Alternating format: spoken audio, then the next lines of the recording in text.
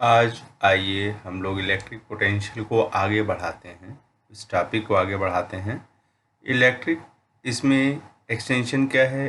अभी तक हम लोगों ने electric potential due to a point charge के बारे में बात किया था, लेकिन अगर एक पॉइंट चार्ज ना होकर के हमारे पास कई पॉइंट चार्जेज हों तो इन सभी पॉइंट चार्जेज के कारण किसी एक दिए गए बिंदु पर कितना इलेक्ट्रिक पोटेंशियल होगा, उसको कैसे निकालेंगे। ठीक है, तो ये टॉपिक है electric potential due to a system of charges. ठीक है, मान लीजिए हमारे पास एक पॉइंट P है और इसके पड़ोस में जो है charges Q1, Q2, Q3, Q4 और Qn है। ये R1, R2, R3, R4 और Rn डिस्टेंसेज पर हैं फ्रॉम द पॉइंट P। ठीक है, तो हम लोग पॉइंट P पर चाहते हैं कि कितना इलेक्ट्रिक पोटेंशियल होगा, इसको कैसे पता करें। तो इसको पता करने का उपाय है कि आप ये तो जानते ही हैं कि एक पॉइंट चार्ज से किसी पॉइंट पर इलेक्ट्रिक पोटेंशियल कितना होता है। तो अगर ये Q1 चार्ज ले लिया जाए जो पॉइंट P से R1 दूरी पर है, तो इसके कारण इलेक्ट्रिक पोटेंशियल जो है आपका ए V1 इज इक्वल टू कितना है, 1/4 पाई एप्सिलॉन नॉट Q1/Q2। अब ध्यान देने वाली बात है कि ये जो Q है वो पॉजिटिव भी हो सकता है और नेगेटिव भी हो सकता है। तो अगर ये पॉजिटिव हुआ तो पोटेंशियल पॉजिटिव होगा और नेगेटिव अगर हुआ तो ये पोटेंशियल नेगेटिव होगा। तो भाई इसी तरह से Q2, Q3, Q4, Qn के कारण यहाँ पर निकाल लेंगे। कुछ के कारण पॉजिटिव आएगा, कुछ के कारण नेगेटिव आएगा, सबका अलजेब्रिक सम कर दीजिए। तो that will give you the total electric potential because of all surrounding point charges। तो यहाँ पर देखिए V2 निकाल लिया है, V3 निकाल लिया है, Vn निकाल लिया, सभी पॉइंट चार्जेस के कारण निकाल लिया और सबका अलजेब्रिक सम कर दिया। तो जब आप अलजेब्रिक सम कर रहे हैं तो पोटेंशियल्स के लिए सुपरपोजिशन प्रिंसिपल का इस्तेमाल कर रहे हैं। ठीक है, उसी को थोड़ा सा मैथमेटिकल फॉर्मेट में ही कर दिया है, बट आप केवल इतना सम वाला हिस्सा समझ लीजिए, बस केवल सम वाला हिस्सा, इतना हिस्सा समझ लीजिए, दैट्स ओके। ठीक है, आगे इसको समझने की कोई बहुत विशेष ज़रूरत नहीं। अब इसी क्रम में हम लोग एक नए टॉपिक को पढ़ते हैं जिस टॉपिक का नाम है equi potential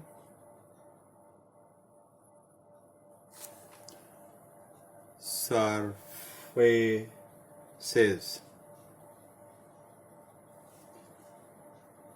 and their properties।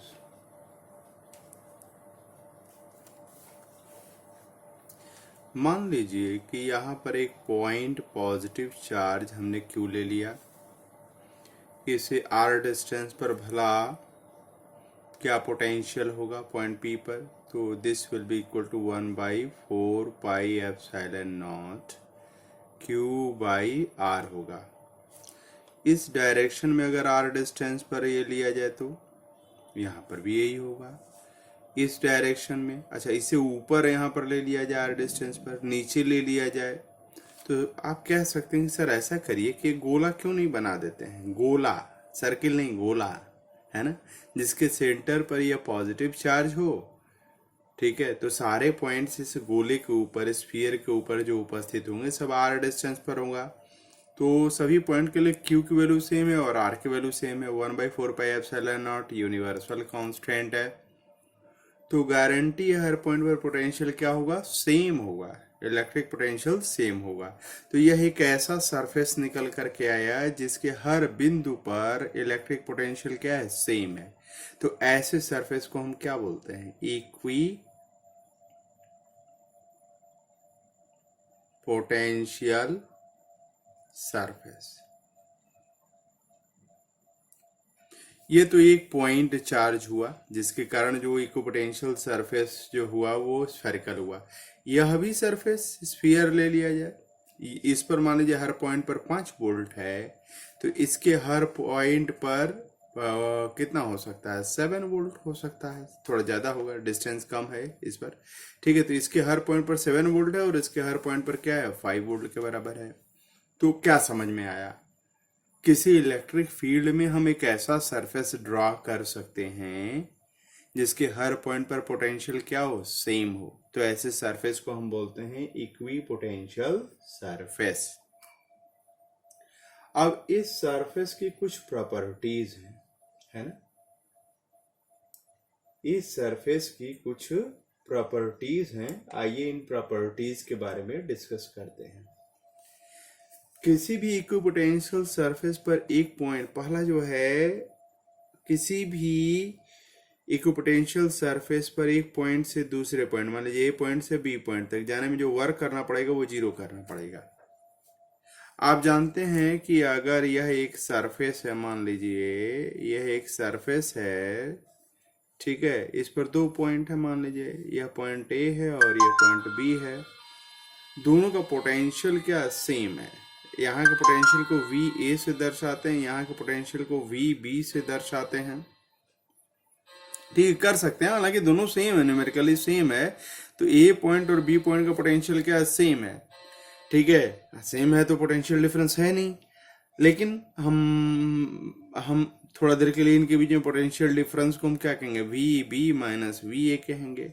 ठीक है, ओके। अब एक चार्ज को जो है यहाँ से यहाँ अगर ले जाए पॉजिटिव चार्ज को प्लस क्यू चार्ज को, तो वर्क कितना करना पड़ेगा, W A B is equal to Q into potential difference V B minus V A करना पड़ेगा। ठीक है, लेकिन जितना वी बी है उतना ही वी है, क्योंकि यह सतह क्या है, इक्विपोटेंशियल सरफेस है, तो दोनों कट करके जीरो दे देंगे, तो जीरो इंटू क्यू क्या हो जाएगा, जीरो हो जाएगा। तो इक्विपोटेंशियल सरफेस की ये बहुत जबरदस्त खासियत है कि इस सरफेस के दो बिंदुओं के बीच में अगर कोई चार्ज जाता है तो उसके लिए कोई कार्य नहीं करना पड़ेगा। दूसरी प्रॉपर्टी क्या है,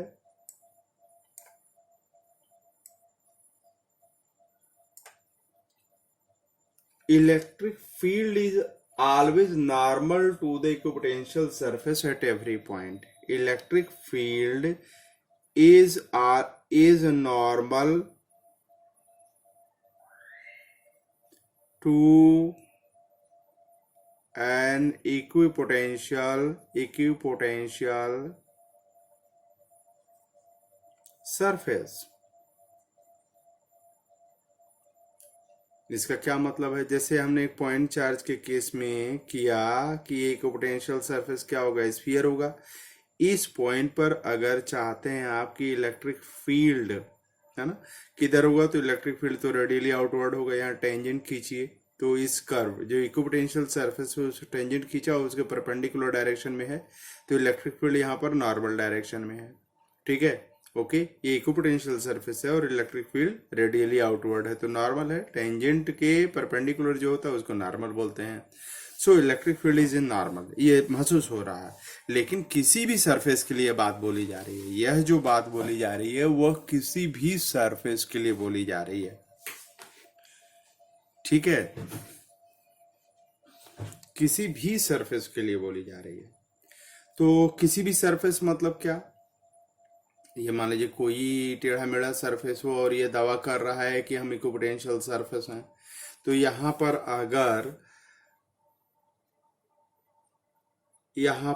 अगर देखा जाए, यहाँ टेंजेंट अगर खींचे तो इसके नॉर्मल डायरेक्शन में इलेक्ट्रिक फील्ड होगा। ठीक है, आपको ये दावा करके नहीं, इसके नॉर्मल डायरेक्शन में नहीं होगा, अदर देन द नॉर्मल होगा, तो क्या होगा, यहाँ पर जो टेंजेंट खींचेंगे और ये नॉर्मल है, इस इलेक्ट्रिक फील्ड का एक कंपोनेंट नॉर्मल डायरेक्शन में आएगा और एक कंपोनेंट किधर आएगा, टेंजेंशियल डायरेक्शन में आएगा। तो अगर इलेक्ट्रिक फील्ड इधर हो गया, तो मान लीजिए भला ये चार्ज प्लस क्यू अगर ये है, तो एक प्लस क्यू चार्ज को अगर इधर से इधर लाएंगे तो यहाँ पर एक अपोज करने वाला फोर्स लग रहा है, क्या, क्यू इंटू ई, है ना। यहाँ पर इलेक्ट्रिक फील्ड अगर ई के बराबर है तो ये इलेक्ट्रिक फील्ड जो है अगर इस डायरेक्शन में है और चार्ज, पॉजिटिव चार्ज को आप यहाँ से यहाँ तक ला रहे हैं, तो पॉजिटिव चार्ज पर इलेक्ट्रिक फील्ड के इस कंपोनेंट के कारण अगर इधर अगर यह अदर देन नॉर्मल डायरेक्शन अगर हो गया, नॉर्मल तो इधर है, इलेक्ट्रिक फील्ड हम कह रहे हैं नहीं, इसके नॉर्मल नहीं, अदर देन नॉर्मल है, तो भैया इस इलेक्ट्रिक फील्ड के दो कंपोनेंट कर सकते हैं, one along the surface and the other along the normal. तो जो यहाँ पर अगर एक चार्ज को इधर से इधर ले जा रहे हैं तो यह कंपोनेंट जो है इलेक्ट्रिक फील्ड का, इस इलेक्ट्रिक फील्ड का यह कंपोनेंट वो विरोध करेगा। कैसे विरोध करेगा? Q इंटू ई के बराबर फोर्स लगा के। तो अगर विरोध करेगा तो उस फोर्स के अगेंस्ट हमको यहां से यहां तक लाने में वर्क करना पड़ेगा, ठीक है। लेकिन हम जानते हैं कि इक्विपोटेंशियल सरफेस पर एक पॉइंट से दूसरे पॉइंट तक जाने में वर्क करना नहीं पड़ता है। इसका मतलब हमारा यह कहना कि यह other than the normal direction, ये गलत है। इलेक्ट्रिक फील्ड यहाँ पर नॉर्मल ही डायरेक्शन में है। नॉर्मल डायरेक्शन में होगा तो इधर कोई कंपोनेंट ही नहीं आएगा, तो कोई उसके अगेंस्ट वर्क ही नहीं करना पड़ेगा। सो पहली प्रॉपर्टी क्या आई थी, याद करिए, इक्विपोटेंशियल सरफेस पर किसी चार्ज को एक पॉइंट से दूसरे पॉइंट तक ले जाने में कोई कार्य नहीं करना पड़ता है। दूसरा पॉइंट क्या आया था, किसी भी इक्विपोटेंशियल सरफेस पर किसी भी पॉइंट पर इलेक्ट्रिक फील्ड जो होगा उस सरफेस के नॉर्मल डायरेक्शन में होगा, ठीक है।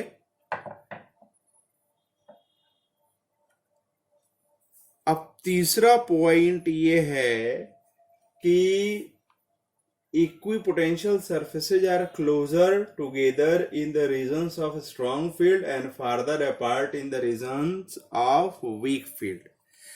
मान लीजिए कि एक जगह इक्विपोटेंशियल सरफेसेस को हम खींच रहे हैं, तो ये एक इक्विपोटेंशियल सरफेस है, ये एक इक्विपोटेंशियल सरफेस है, ये एक इक्विपोटेंशियल सरफेस है। तो आप देखिए इस वाले जोन में क्या है, ये घनापन ज्यादा है, और इस वाले जोन में क्या है, घनापन कम है।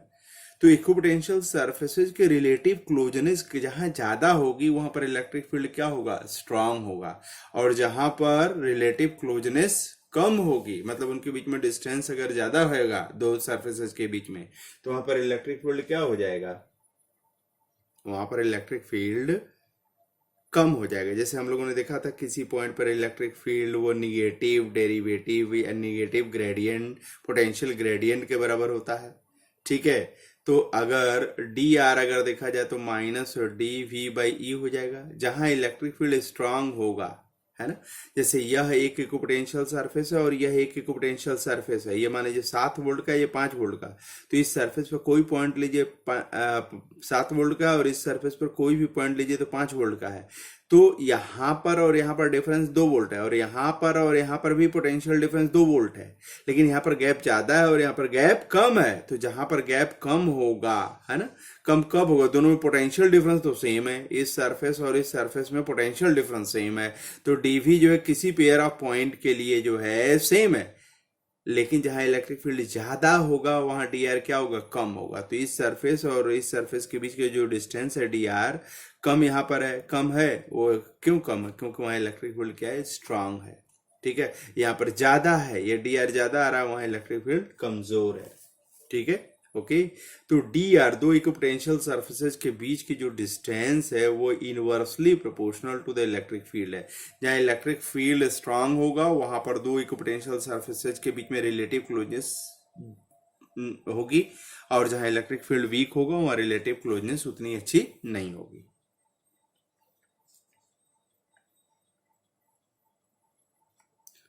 अब फोर्थ पॉइंट है, नो टू इक्विपोटेंशियल